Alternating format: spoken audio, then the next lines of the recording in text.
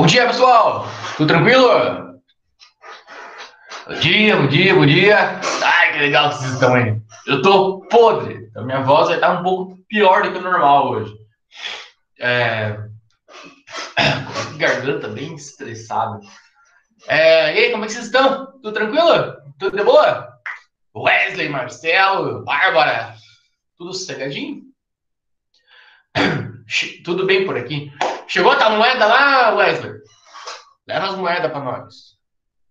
Eu não tô me vendo, vocês. Tudo bem, Bárbara? Vocês estão me vendo? Eu não tô vendo, eu não tô me vendo, então eu tô meio perdido.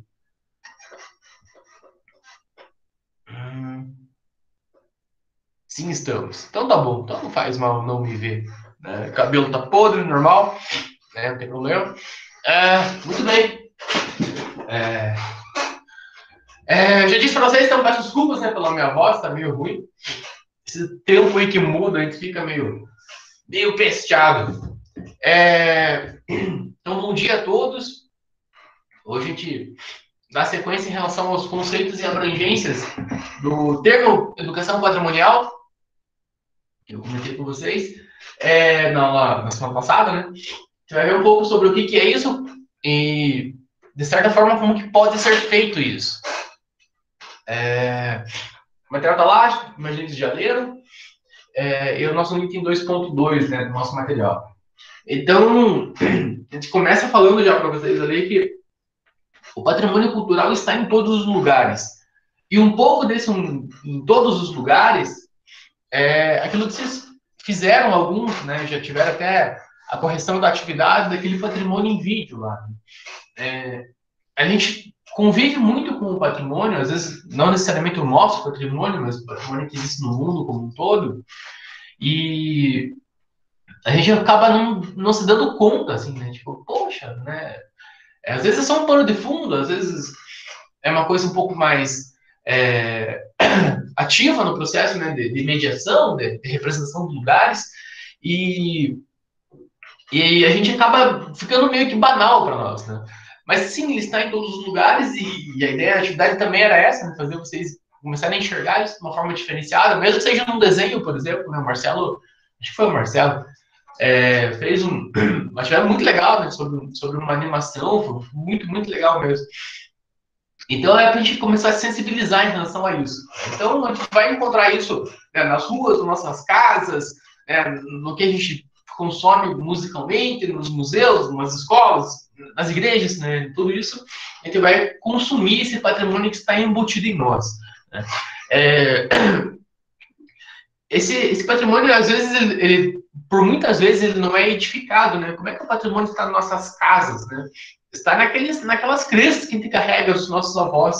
Né? Eu estou gripado, por exemplo, minha avó certamente traria para mim um chá horrível de, sei lá, de alho com mel. Né? Em algum momento na vida dela, ela entendeu que isso ajudaria, né, a curar a gripe. Ou, na verdade, não foi ela, né? Foi a mãe dela que trouxe da avó dela, e isso vem passando de geração em geração. E a gente chega num ponto que vai trazendo essas coisas para nossa casa. A ideia de fazer algo ou não fazer algo está muito embutido em relação ao que você tem como ética, né? como moral. E isso é uma coisa que vai sendo construída. É difícil a pessoa nascer em Marte sozinha e começar a ter, né, essas pensamentos que a gente tem. Né? Posso matar, posso roubar, sem o cara ter né, uma construção histórica em relação ao que significa esses termos. Para tentar ilustrar isso de uma forma um pouco diferente do que estão habituados a ouvir, né? Que o patrimônio está em todos os lugares, né? Nós temos o cabelo curto ou comprido, barba curta ou barba comprida. Em relação à nossa cultura, tem um exemplo muito legal, que é um museu a céu aberto, né? Que acontece na favela da Rocinha. Então, não é necessariamente um museu, né? Mas tem pontos específicos que se faz o roteiro dentro da favela, que você né, tipo waypoints, né, pontos de interesse, e aí ali você vai ter algumas histórias, algumas coisas importantes que aconteceram ali.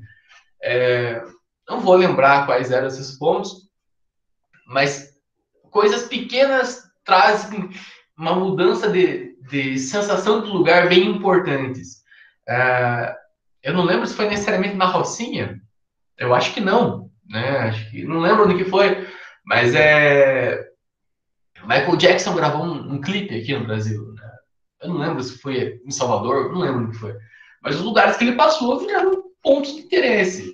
Obama veio visitar, aí eu sei que foi, né, as favelas do Rio de Janeiro, não lembro qual favela que era também, pouco importa também, mas os lugares, a casa que ele entrou, então, tipo, o presidente entrou nessa casa, que torna-se uma coisa importante, né? Ainda mais pelo contexto de que Obama representava a sua época, né? Então, primeiro presidente negro, né? Toda aquela mudança ou tentativa de mudança, né, de paradigma da cultura americana, principalmente. Então, a gente começa a falar isso para vocês porque essas coisas fazem parte do nosso dia a dia e nós nos damos conta, geralmente. Né? Então, isso forma nossas identidades, né? E, consequentemente, os valores, né? O que pode e o que não pode, do nosso ponto de vista. Né? A gente não acha certo casar com 5 mulheres, por exemplo. Né? A gente não tem nenhum problema em comer bacon. Então, são coisas que a gente vai construindo ao longo do tempo. Logo em seguida, eu falo para vocês que a educação é vista como um processo. Esse é muito fácil de entender. Né? A gente não entra na pré-escola e já vamos, né, mergulhar em química orgânica. Então, é um processo, é uma construção. Né? A gente vai adquirindo cada vez mais conhecimento e muitas vezes, na verdade, o conhecimento é só para estimular o nosso raciocínio mesmo, não vai servir para muita coisa além de preparar a gente para algo mais pesado. Isso vai sendo, né, gradualmente vai sendo composto por nós. Né? Isso no primeiro ano, né, a nossa grade do primeiro ano é muito básica. Né? Vocês veem algumas coisas que vocês vão usar pouco, né, ao longo do curso. Mas esse puramente aplicado das coisas que estão vendo, né, em algumas outras disciplinas, né, vão servir para que construa-se uma base para que vocês pensem melhor outras coisas, lá no quarto ano, por exemplo. A questão da ética, né, fala bastante sobre isso também. Eles vão construindo esse processo ético até o quarto ano para se conseguir entender um conceito filosófico muito importante. Então, esse é o processo mais de construção, um tijolinho de cada vez, né, que isso a gente tem que acreditar que isso vai transformar, né, as pessoas, né, de uma forma melhor, né? Vamos deixá-las mais sensíveis, mais abertas, mais interessadas ao contexto como um todo e fugir de olhar para o seu próprio umbigo. Aí, finalmente, eu trago uma primeira definição, né, do que é educação patrimonial, e essa definição ela já está um pouco, não digo desatualizada, mas ela já é um pouco limitadora, vamos colocar assim. O que ela traz para nós, Helena? Os processos educativos formais e não formais. Já explico para vocês o que é isso. Que tem como foco o patrimônio cultural apropriado socialmente, olha que legal, se apropria do patrimônio, como recurso para a compreensão tanto social quanto histórica das referências que nós temos, né, em todas as manifestações, com o objetivo de colaborar para o seu reconhecimento, valorização e preservação. Muito legal. O que eu digo para vocês que ela é meio limitadora? Ela começa aqui já falando para vocês que é um processo educativo legal, show de bola, mas ela traz para nós duas palavras bem importantes. Né? É um processo educativo formal e um processo educativo não formal. Né? Na verdade, essa díade, né, esses dois conceitos, eles incorporam mais um terceiro conceito que é a educação informal. O que é isso? Traduzindo, para deixar mais fácil para nós aqui. O processo educativo formal é aquele em que vocês terminam, né, vocês concluem ele, e no final vocês têm lá um reconhecimento real disso. Né? Vocês têm lá um diploma. Vocês vão terminar a faculdade de vocês, no final vão ter lá um título de bacharel, ou bacharela, não sei se existe a palavra bacharela, em turismo. Então, essa é a educação formal. Vocês vão sair, né, terminando, concluindo todos os requisitos mínimos, vocês vão sair com isso, vão ter um título para apresentar depois. O processo educativo não formal, eu não sei se vocês chegaram a trabalhar já, ou pelo menos viram alguma coisa em relação a um projeto de extensão muito legal que nós temos no departamento, que é o projeto Conhecendo o PG. Eu não sei se deu tempo de vocês entrarem nele, eu imagino que não. Que esse projeto, a gente, né, os alunos que estão interessados em trabalhar com extensão, eles são convidados a participar desse projeto, no qual é uma parceria entre a Aviação Campos Gerais, entre a Fundação Araucária, que dá bolsa para vocês trabalharem nisso, a Prefeitura Municipal e o departamento. As pessoas ligam até a Prefeitura, agendam, né, 2 vezes na semana tem essa saída, falam assim, a gente quer conhecer lá tal lugar. E aí ele faz o agendamento e vocês vão como monitores, como intérpretes, né, como educadores do patrimônio, vamos colocar assim, geralmente com crianças de escolas públicas. Geralmente é isso que acontece.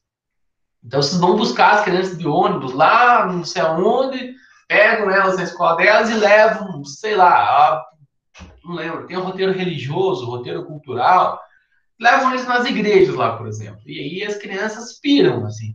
E é muito legal porque a maioria não digo, mas uma boa parte dessas crianças que participam do projeto, elas não têm muita coisa, assim, são crianças carentes em todos os sentidos, vamos colocar assim, no sentido afetivo, no sentido educativo, no sentido, né, de saúde, são bem carentes em todos, né, todo esse contexto.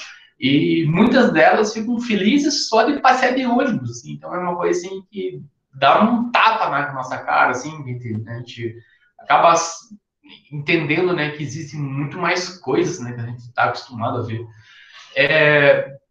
E esse processo de pegar uma criança e levar lá, né, uma turma e levar lá na catedral e contar a história da catedral para elas e tal, é uma educação não formal. Né? Elas estão sendo educadas de alguma maneira, né? Estão aprendendo alguma coisa, né? Mas no final do passeio elas não vão ter um certificado. Né? Pôr no meu currículo aqui.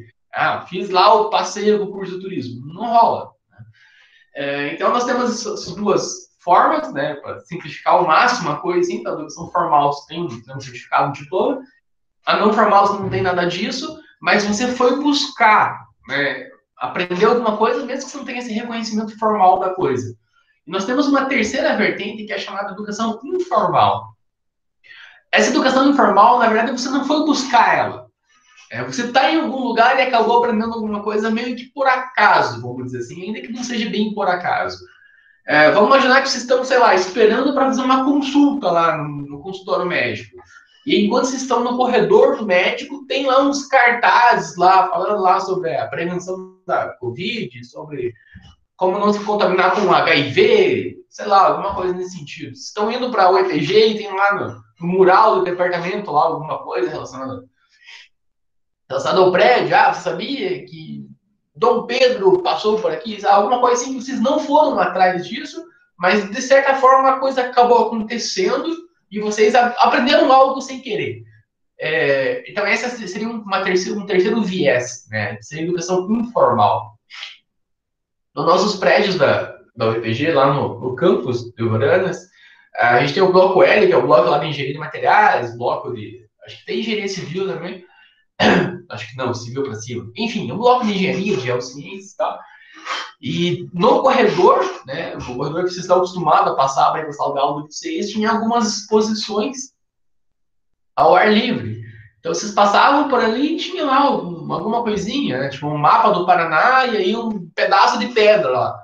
Aí você tinha um pedaço de pedra com um risquinho, com uma fitinha assim, ligando até Vila Velha. Eles tinham a placa com assim, tipo, essa rocha, essa pedra, não lembro como que estava lá, é uma amostra das rochas que compõem, né, Vila Velha, esse aqui é um arenito. Então a pessoa não está indo para ver aquilo, mas ela está passando para a sala de aula, para ir para o refeitório, para ir para a biblioteca, sei lá, e ela passa por ali, ela esbarra de novo, meio que sem querer, e a coisa acontece. Né?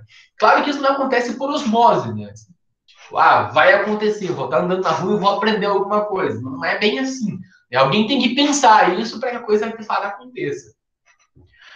Então, se tem essas três formas, né, e essa terceira forma não contempla, né, nessa nossa definição aí. Mas é bem importante que vocês entendam isso.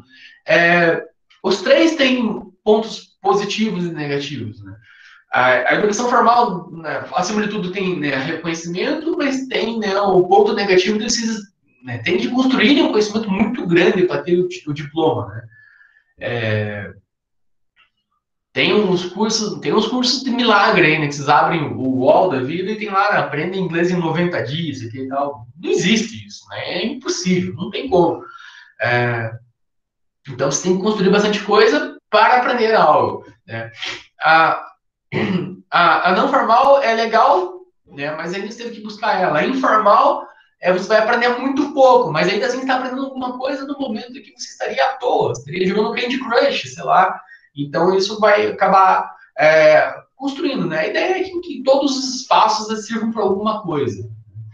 A gente tem a Praça do Pôr do Sol, por exemplo. Não sei se as pessoas vão lá para ver o pôr do sol, de fato, mas teria essa vertente diferenciada, né, em aprender a apreciar a paisagem, em parar um pouco, respirar um pouco e ficar, né, olhando o crepúsculo. Então é uma possibilidade. É, depois disso a gente fala aí dos objetivos disso, né, por que serve isso, como eu disse, bastante. É, e basicamente, né, para sintetizar bastante em relação ao para que serve tudo isso, é fazer com que as pessoas se sensibilizem, né, e passem a conservar, ou pelo menos a não destruir, já é uma grande coisa. Se a pessoa entender que aquilo é importante a ponto de merecer e continuar existindo, pelo menos, né, já é um avanço significativo. Né? Durante muito tempo eu trabalhei, ainda trabalho, de certa forma, com áreas naturais, e geralmente eu comentava assim com o pessoal, né, se você sair se a gente conseguir fazer com que as pessoas vão visitar qualquer lugar que seja da área natural e saia lá entendendo que ela não pode jogar um papel de bala no chão, já está funcionando. Eu já até falado isso para vocês. Já, né? E aí ninguém falava que era muito pouco e tal, mas é o pouco que não acontece. Né? Então a gente tem que ir devagarinho mesmo. Né? Um tijolinho de cada vez. Como que a gente desenvolve isso? Né? Então, eu já falei para vocês as três formas, né? Formal, informal e não formal. Mas, de certa forma, a gente tem que conseguir transbordar isso para que as pessoas saiam do processo que ela está inserida em relação ao educativo e comecem a entender as coisas que fazem parte do dia a dia delas. Né? Comento para vocês, já comentei ela passada, né, sobre o pseudo Jesus Cristo, que nós estamos lá, que a pessoa, né, tem até um certo respeito pela estátua, assim, saber de quem que ela mas começar a entender esse contexto de uma forma do dia a dia mesmo. Tipo, entender que eu saber lá que o chá de, sei lá, de hortelã, por exemplo, vai acalmar as crianças e tal. Eu nunca li isso em nenhum lugar, né? Eu cresci, né, com esse ambiente, e cresci entendendo que o chá de hortelã seria importante para isso. Se de fato é verdade, eu não sei lá. Faz muito tempo que eu não vejo, mas de certa forma era comum ver pessoas com galho de arruda, assim, em cima da orelha, assim, dobrado na orelha, assim, tal. Por que esse galho de arruda? Porque evita mal olhado. O que é o tal do mal olhado, né? A gente nem sabe o que é isso direito. A gente vai visitar uma criança e fala, não pode dizer que ela é bonita, porque você vai colocar quebranta na criança. Tipo, que porra é essa? Ninguém sabe o que é isso direito. Mas isso está enraizado em nós. Né? A gente vai trazendo essas coisas. Eu ia falar aqui para vocês, não sei se fala ou não. Não, dá para falar. Em relação a essas coisas que faz parte do nosso dia a dia, a gente tem um túmulo muito famoso aqui na cidade, chamado de Colina Portugal, uma mulher que foi espancada pelo marido e tal, e morreu em decorrência disso. E ela é uma figura bastante marcante até hoje. As pessoas vão lá e fazem pedidos para ela, como se fosse uma santa, né? Alguma entidade assim com poder. Fazem pedidos para ela dos mais variados, geralmente relacionado a relacionamento amoroso, assim, né? A relacionamento agressivo. Assim. E faz pedido para ela, sei lá, que o cara morra, sei lá, que o cara suma, não sei, sei lá, faz um pedido para ela. E o túmulo dela é recheado de plaquinhas em relação ao agradecimento. Então é muito legal. Tem outras coisas também, né? Eu lembro que em 2000 e alguma coisa, 4, 5, sei lá, existia um curso de turismo na faculdade, na Secal, nem sei o nome da Secal, talvez, não sei o nome da Secal. A Secal, um pouco para cima da UEPG, inclusive. Existia um curso de turismo ali e eles precisavam que o curso deles fosse reconhecido. E aí, nesse processo de reconhecimento, é um processo bem chato, vem avaliadores de fora. E aí a coordenadora do curso, na época, ela fez um pedido para a Corina Portugal, né, porque ajudasse, né, intermediasse o processo, que tudo desse certo. E aí tem uma plaquinha lá no túmulo da Corina Portugal, lá que né, não sei se é departamento de turismo, tem alguma coisa assim.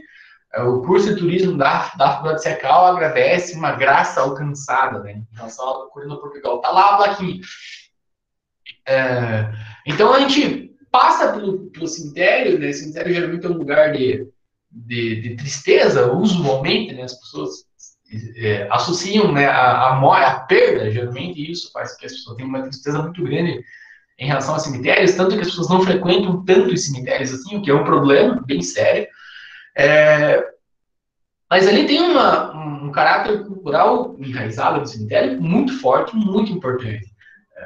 Se a gente for para pensar do ponto de vista econômico, vamos colocar assim, do ponto de vista financeiro, os cemitérios são espaços que são totalmente subaproveitados.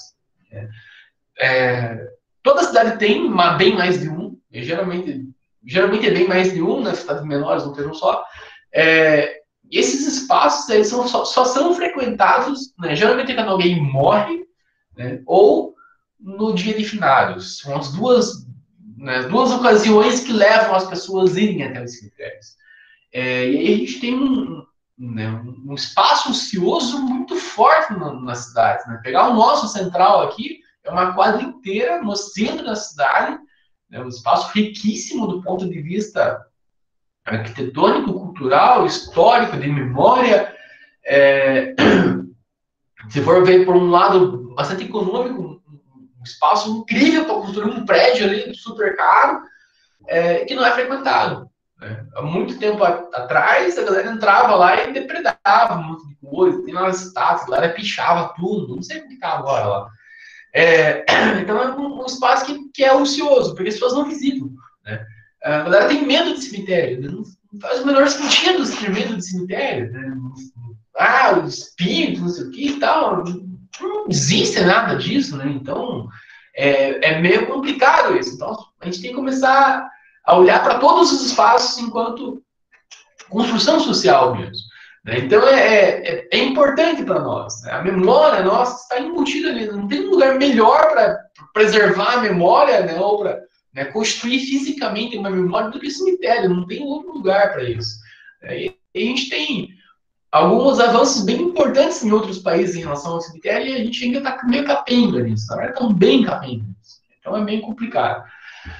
Depois disso, eu falo para vocês que as comunidades têm que ser participante efetiva disso. Já falei para eles ao longo do tempo, né? Venho martelando nisso, né? Tem que fazer parte do dia a dia, as pessoas têm que participar disso e tal. Né? Então já comentei bastante em relação a isso, né? Acho que vocês já entenderam, né, que os patrimônios, né, que a memória, que é nosso, né, tanto o nosso patrimônio identificado quanto o patrimônio imaterial, ele tem que fazer parte do nosso dia a dia, a gente tem que conviver com ele, e os espaços precisam promover essas coisas, acho que já entenderam tudo isso. Só para fazer um outro exemplo aqui em relação a essa comunidade como participante efetivo do processo, a gente tem algumas, eu não sei sinceramente se tem no Brasil isso ou não, algumas iniciativas sociais que é muito legal, chamado Free Walk, né? O Free Walk Tour, geralmente, né? Essa que é a palavra bem, né, o conceito aberto inteiro. Então, vocês vão para, geralmente, eu vou dizer isso para vocês da experiência que eu tive, né? Então, na Europa, você chega nos lugares e tem tipo, você vê assim, um monte de panfleto, um monte de coisa assim, espalhados, né? Chamado Free Walk. Então, a gente vai ter, na terça-feira, às 10 da manhã, tem o Free Walk Tour pelo Centro Histórico de Ponta Grossa. E aí você vai lá no ponto específico, né, um pouco antes das 10, e aí vai sair um cara lá de bicicleta, a pé, sei lá, vai ter um monte de coisas, que ele vai passear com vocês, né, pelo Centro Histórico da cidade de graça, você não paga nada para ele. Então é alguém da comunidade. Então, por que alguém faz isso? Porque ele espera no final do passeio que você pague ele, mas se não quiser pagar, você não vai pagar nada. Então, vamos imaginar que a gente fez um free walk saindo da UEPG, fizemos um centro histórico de Ponta Grossa e terminamos na Catedral. Terminamos ali, o cara vai contar a história da Catedral e tal, não sei o que. Bom, então terminamos por aqui, espero que vocês tenham gostado, não sei o que e tal. É isso que eu faço no meu dia a dia, porque eu sou apaixonado pela cidade, não sei o que, eu acho que a cidade é muito rica, tem uma história a ser contada, Então eu tento trabalhar dessa forma, que se alguém quiser me ajudar aí, eu aceito alguma coisa. Eu participei de 2 free walks. Os 2 free walks terminados o passeio, todo mundo deu dinheiro pro cara. Não é um dinheiro exorbitante, tem gente que dá 1 euro, tem gente que dá 5 euros. Eu sou dos pobres, né? Então eu dei 1 euro pro cara. Dá 6 reais hoje, né? Tá um pouco menos o euro. Mas tinha gente que dava 10 euros, 20 euros, 15 euros. Não é pouco, né? Vamos pensar que um passeio dura mais ou menos 1 hora. Se o cara conseguir fazer, sei lá, 200 euros em cada passeio, e ele faz 3 passeios por dia, ele tem 600 euros, não é pouco. Não é assim um valor para o cara ficar rico na Europa, mas é um valor para o cara se manter na Europa com uma certa tranquilidade. Então, isso ajuda bastante. Então, é a comunidade se apropriando. Né? Você não vai em nenhuma agência de turismo, não paga antes, não faz nada disso. Buenos Aires é muito famosa por ter um city tour muito legal, e de fato é legal. Você compra um ticket de ônibus mesmo normal, você é um ônibus específico, que passa só pelos pontos da cidade, tipo o Jardineira de Curitiba, e que você pode descer e subir no ônibus quantas vezes você quiser durante o dia. Né? Então, tem o passaporte que você compra. E é muito legal, ele vai falando ali em vários idiomas, aqui, você tem um fone de ouvido, você pode mudar, né, o idioma, ele vai passando pelos lugares, vai comentando coisas. Só que é um passeio diferenciado, né? Você vai num lugar específico, você compra os tickets, não é barato, né? Inclusive, da vez que eu fiz esse passeio, eu ganhava até um vinho, né? Comprei o ticket e ganhei um vinho, então vocês podem imaginar que não é muito barato. Apesar de que lá o vinho é bem barato, mas enfim. Nesse esquema de free walks não tem nada disso, né? Você tem a pessoa direto, né? Você quer ir, você quer, você vai. No meio do passeio tá um saco, você vai embora e larga no meio. Ou se você não quiser pagar mesmo, também não paga. E tá tranquilo. O cara espera que você pague, mas ele já sai de casa imaginando que pode ocorrer e não acontecer. No Brasil, eu não sei se funcionaria em relação ao pagamento, né? Porque nós não temos a cultura, e aí tem o traço do patrimônio cultural aí, né? Bem inserido, né? A cultura de dar gorjetas, por exemplo. A gente vai num restaurante, a gente não dá gorjeta pro garçom. Ah, tua conta deu 95 reais. Não dá 100 reais pro cara e falou pro que é teu. São exceções que fazem isso. Trabalhei em hotel durante um tempo, né? Então, a gente leva bagagem, leva coisas pro quarto até o cara, e o cara, muito obrigado, fecha a porta e tchau. Né? Ele não é obrigado a dar, mas enfim, faz parte da nossa cultura. Só que quando a gente sai do Brasil e vai para outro lugar, parece que a gente muda, então é meio maluco isso. Né? Então, quando a gente vai passear em outro lugar, tipo, a gente quer ser generoso, não sei, quer aparentar que é rico, não sei o que acontece. Mas fora do país, a gente muda um pouco. Você sabe que não pode beber em vias públicas, né, nos Estados Unidos. E você respeita isso, né? Por que não faz o mesmo no Brasil, né? Se tiver uma lei que proíba o consumo de bebida alcoólica em espaços públicos, a galera vai fazer protesto. Né? Nossa liberdade, aquela coisa. Mas sai daqui e a galera, né, muda bastante. É meio estranho isso, né? A gente incorpora outros valores quando a gente não está no nosso lugar de origem. Meio maluco. Depois disso, eu falo para vocês ali que mais o mesmo, né? O lugar de preservar lugares, né? Deve-se preservar, né, as ideias, né, a memória, né, a vida cotidiana, e aí no finalzinho do parágrafo ficou uma criação de símbolos e circulação de significados. Por que isso é importante? Né? Criar símbolos e significados. Aí começa a ter um contexto de identidade que vai se alastrando ao longo do tempo. Se vocês saírem de Ponta Grossa hoje e forem até Castro, na entrada de Castro vai ter um símbolo bem legal, assim, de um círculo com um cara num cavalo e tal, e vai ter escrito ali, tipo, Rota dos Tropeiros. Eu não sei se na entrada de Ponta Grossa tem isso. Deveria ter, eu não sei se tem. E aí você entra, né, ou você está passando por ali, e isso vai chamar a atenção. É impossível que não chame a atenção. Tá bem na entrada da cidade, então você... Na verdade, na BR, você nem tá na cidade, tá passando, você vê isso. E você começa a criar significados naquele espaço. Por mais que a pessoa nunca entre em Castro, só pode passar direto e vai embora. Ela vai saber que ali tem alguma coisa relacionada ao tropeirismo. Então você começa a criar isso. Isso é bem legal. Em caso de Castro ainda, né, o Marcelo está aí, ele vai ajudar nós, eu imagino. né? Se vocês tem duas entradas ou duas saídas de Castro, não sei como que vocês querem chamar isso.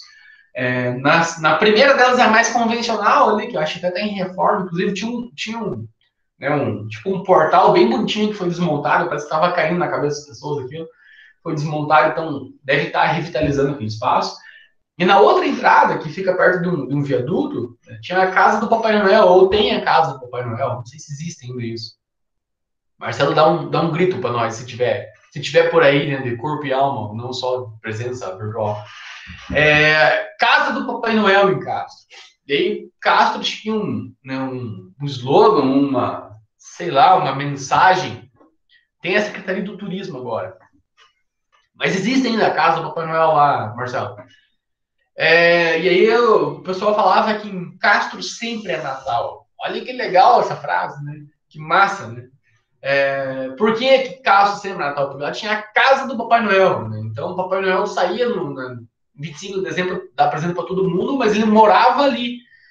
Eu não sei se isso tem algum impacto em relação à cidade em si, né? Sei lá, se os custos dos presentes nas lojas de presente de Castro são mais baratas para, sei lá, para moradores de Castro, por exemplo, lá sempre é Natal, né?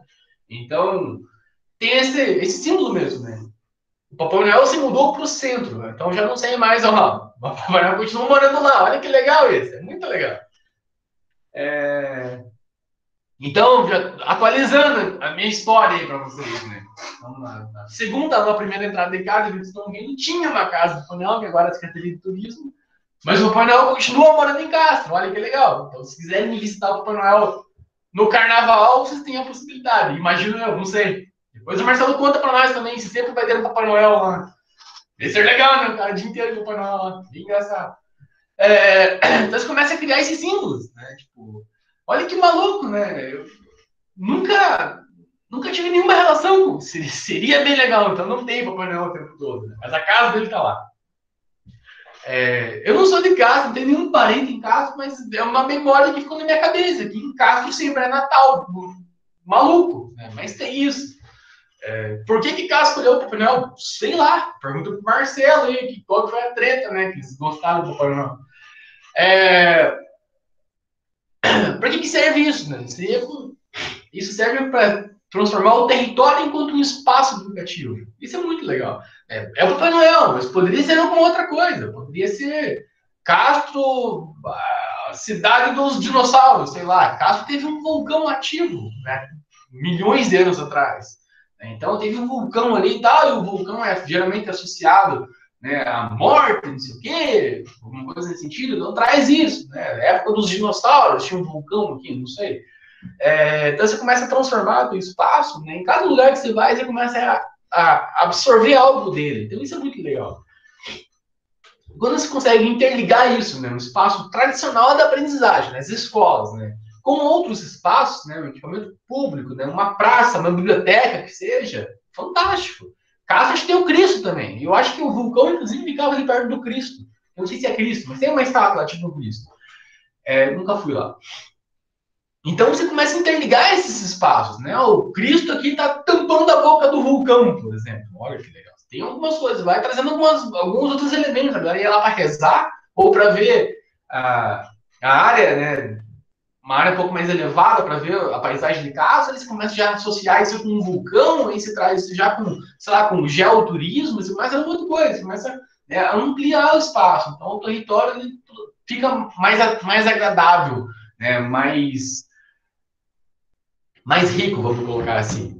Aqui em Ponta Grossa a gente tem, na verdade, um lugar chamado Parque Marguerita Sanini Manzini, né, que é um lugar que fica relativamente perto do centro, é uma área bem arborizada, só que é uma área que é antiga explotação de pedras, né, de basal, né, se não me engano eram pedras basálticas.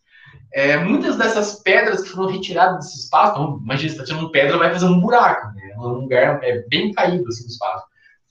Muitas dessas pedras serviram para pavimentar o centro da cidade, na época que não tinha asfalto, que era só aquele calçamento que eles chamam.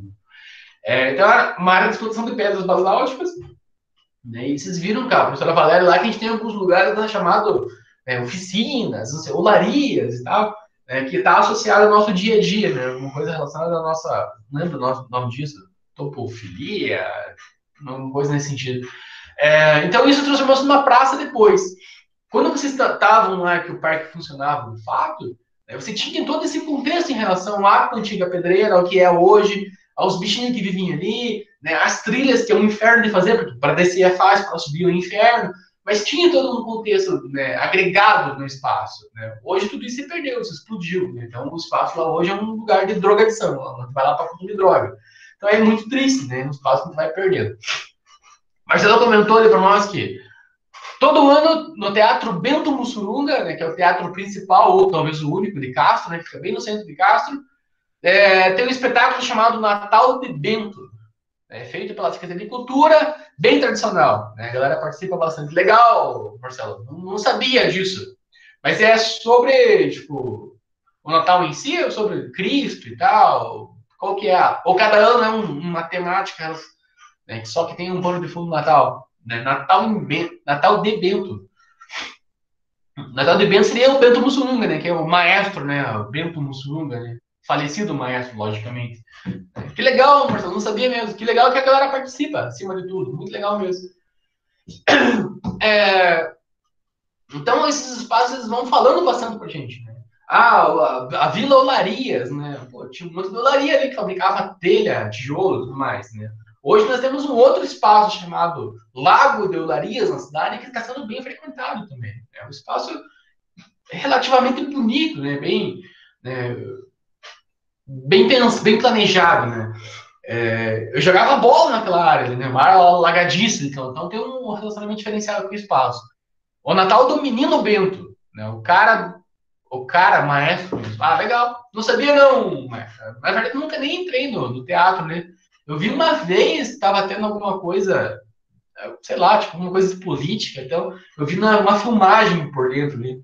Mas que legal que a galera participa, bem importante isso. A gente tem dois festivais bem legais aqui na cidade que os protagonistas não estão nem aí, né? Que é o Festival Universitário da Canção e o FENATA, que é o Festival Nacional do Teatro. E aí a gente tá rolando assim, um monte de espetáculo, um monte de gente do Brasil inteiro fazendo teatro na cidade e a galera tipo, meio que caga, assim. Então que legal que o pessoal de Castro, né, tem um olhar diferenciado, né, para as belas artes. Que legal mesmo. Bom, aí já finalizando, né? Nosso tempo também tá se esgotando, né? Fala para vocês aí que a educação patrimonial tem que ser um processo de mediação, né? Então, é muito mais gostoso quando a gente está aprendendo algo, quando não tem a obrigação desse algo. Para mim, pelo menos, funciona muito melhor. E tem aquelas brincadeirinhas, né? Você se diverte aprendendo ou aprende se divertindo, né? Para mim é muito mais simples, né? Vocês estudarem uma coisa que estão afim de fato. A gente tem um aluno no segundo ano que ele é doente por idiomas. Então, acho que ele está estudando japonês agora, sei lá, qualquer treta. Mas quando você tá estudando alguma coisa que vocês fazem por livre iniciativa, é completamente diferenciado. Então, tipo, eu imagino que vocês gostam de turismo, né? Eu amo turismo, adoro. Mas eu não suportava a aula de sociologia, por exemplo. Não era para mim. Então, eu ficava pensando, cara, como é que eu vou usar essa merda? Então, não era uma coisa que estava sendo prazerosa para mim. Agora, se eu vou estudar alguma coisa relacionada especificamente a algo, eu adoro. O Wesley comentou para nós, ele estava lendo sobre a cidade do Diabo, na Sérvia. Não conheço, Wesley. Não conheço mesmo. Sérvia, cidade do Diabo. Não sei qual é, cara. Vou até dar um Google aqui. Mas o que tem diferente lá? Acabei de ver, não sei se é a mesma coisa aqui nesse. Não, né? Tem uma estátua do diabo, é essa ou não? Protótipo da escultura não deve ser essa, que é Segovia, eu acho. Cidade do Diabo. Eu tô achando aqui na Espanha, não sei se o meu Google não tá indo no mesmo lugar que você comentou. Eu até coloquei aqui, deixa eu colocar Sérvia. Ah, não tô achando nada aqui, Wesley. Eu vou procurar depois com mais calma. Achei um vídeo agora da Cidade do Diabo. É, beleza, tipo, Tipo Vila Velha, assim, né? De certa forma, umas rochas aqui e tal. Ah, isso. Não, não conheço, Wesley. Eu vou dar uma lida para aprender sobre. Que louco, né? Cidade do Diabo. Que massa. Tem algumas associações, assim, né? A gente tem uma pira, né, sobre a questão do Drácula e tal, né? Tem algumas coisas macabras que também funcionam muito bem. Tem uma água rica em minerais, que seria presente do demônio. Olha que legal. Sobre teatro ainda, acho que tem mais participação, porque a maioria dos jogos entram nas oficinas de teatro. Olha que legal mesmo. E pode ser, né? Talvez as pessoas não tenham tantas opções para fazer tantas coisas, aí a oficina de teatro funciona bem. Que legal que tem isso, Marcelo. Puta cidade rica, Castro. Castro é muito legal. Vamos para lá um dia. Nem que seja para pegar Pokémon lá, mas vamos lá pro Castro. É... Geralmente tem associações mesmo, né? Então, aquilo que a gente não consegue entender direito é associado, né, ao sobrenatural. Então, pelo que o Wesley comentou em relação à água rica em minerais, né? Geralmente a água que tem muito enxofre tem um cheiro muito forte, cheiro de ovo podre, assim, um cheiro ruim pra caramba. E aí você começa a associar isso a outras coisas, né? Tipo, esse troço aqui é do capeta, não sei o quê. E em Irati, tem já falei um tempo faz tempo, né? Tem um poço que os caras escavaram, né, para servir água num hotel, e essa água pegou uma fonte sulfurosa, né, que é essa água que tem enxofre bastante. Então é uma água extremamente fedida, assim, é uma água. Eu não gosto, na verdade, não gosto mesmo. E quando vocês tomam ela, ela é meio oleosa, assim, é uma água diferenciada. Só que é uma água riquíssima, uma água muito boa, mesmo, de verdade. Então você tem esse hotel que tem isso lá em Irati, e logo após que o hotel foi inaugurado e tal, houve um monte de denúncia para vigilância sanitária, essas tretas assim, dizendo que o hotel estava pegando água de esgoto para pôr no chuveiro e tal, uns troços assim, tipo, fizeram um monte de teste e provaram que não, provaram que a água é sulfurosa, acho que é esse o nome da água. E aí, inclusive, essa água é excelente para a pele, né? As meninas aí, né, que são mais preocupadas com estética do que os meninos, geralmente muito mais, vão lá tomar banho lá nesse hotel lá de Irati, fica bem na entrada de Irati, assim. Então ela é uma água mais oleosa e tal. Eu não sei se ela tipo, funciona como se fosse um hidratante natural, alguma coisa nesse sentido, assim. Mas ela é muito boa para a pele e se pode ingerir ela com tranquilidade também, que ela também faz bem, porque ela está carregada de minerais também. Isso aqui são minerais mais específicos. Só que é um desculpa. É um saco. É ruim tomar água. Tipo, é bem ruim porque ela tem esse cheiro muito forte e o sabor dela também não é dos mais agradáveis do mundo. Né? Quando a gente geralmente vai fazer campo lá em Irati, geralmente a gente para lá e pede para a mulher lá para nós tomar um copo d'água dela lá para vocês sentirem na pele. Coitada da mulher de lavar 200 copos depois. Mas ela geralmente é pessoa muito prestativa e ela até brinca bastante com isso. Né? E a galera, alguns tomam, nem conseguem tomar e tal, mas vai acrescentando isso, né? Então são valores culturais, né? Não entende muito bem o que é aquilo, ou é água do esgoto ou é água do capeta, né? Essa água do inferno. Então vocês vão associando algumas coisas nesse sentido. É, já serei meu prazo, mas também né, o capítulo também já encerrou aqui no nossa leitura obrigatória. Só termina ali com uma frase que só se ama aquilo que você conhece, né? Então isso é bem importante para vocês entenderem, né? Então tem que fazer parte do nosso dia a dia, a gente tem que conhecer aquilo, e a partir disso a gente começa a gostar daquilo, né? Gostando daquilo, a gente geralmente tende a proteger, tende a ter um sentimento de proteção em relação a isso. Por hoje era isso, pessoal. Agradeço a participação e a presença de vocês aí. Eu vou encerrar a gravação. Na semana passada foi lá para Ellen, né? Obrigado por